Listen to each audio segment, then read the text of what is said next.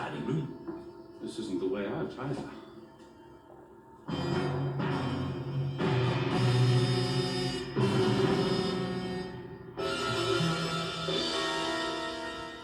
We've trapped them in the crossfire, Doctor. Somewhere in the open, but they cannot find cover. What sort of crossfire? Hazelnuts? Bread pellets? In a house this size, there must be protection. The Professor will have weapons in fixed positions to guard the approaches. I brought you to the wrong time, my dear. You'd have loved Agincourt.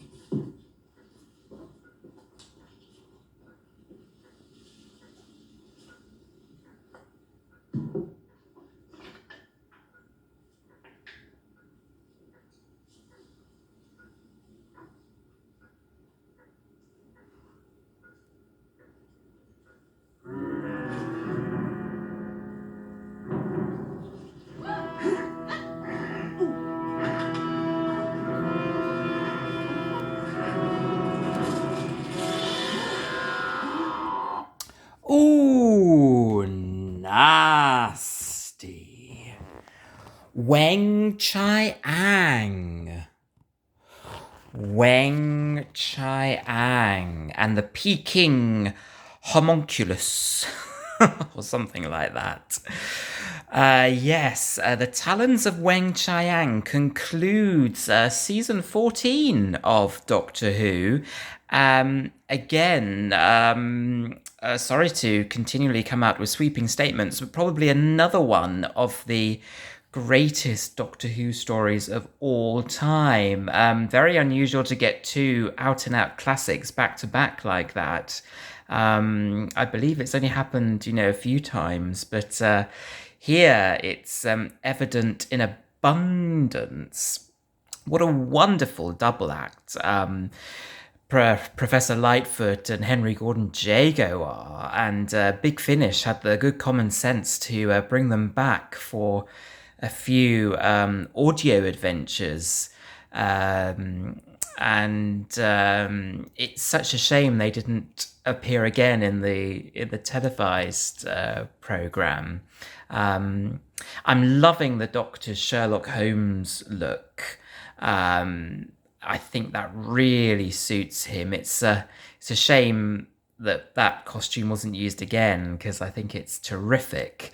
I think it might have been used on the front cover of a Virgin adventure novelization, Evolution, I think. And Leela, I think that might have been the first time that they put some clothes on Louise Jameson. And didn't she look spectacular? Of course, this is set in Victorian times. The theme of sort of Jack the Ripper running through it, and giant rats and opium dens, really adding a gritty realism to this one. I believe this may have been Philip Hinchcliffe's swan song. He'd really put his stamp on Doctor Who in more ways than one. Some terrific stories, and didn't the removal of the mask there at the end of that episode send shivers down the spine. I mean, hats off to the makeup artists there. I mean, really gruesome and unpleasant. Fantastic. It sort of had everything, this one. I can't think of anything that I don't like about it. There have been a few jibes that I think the giant cuddly rat. But I always thought it looked quite convincing myself. I think because the lighting is so effective, it's brought right down in much of this story. Perhaps one of the mistakes made later on was to use too much lighting at times, but here the atmosphere is first class. I believe there have been some recent comments about possibly the making up of actors to look Chinese. I think in this case Lee Sen-Chang, who of course was played by the name's on the tip of my tongue, but I can't remember. But I mean, to be honest, I think you've got to look at it in the time it was made, and I don't really think those arguments hold too much weight. It probably wouldn't be done today just because of the way times have changed, and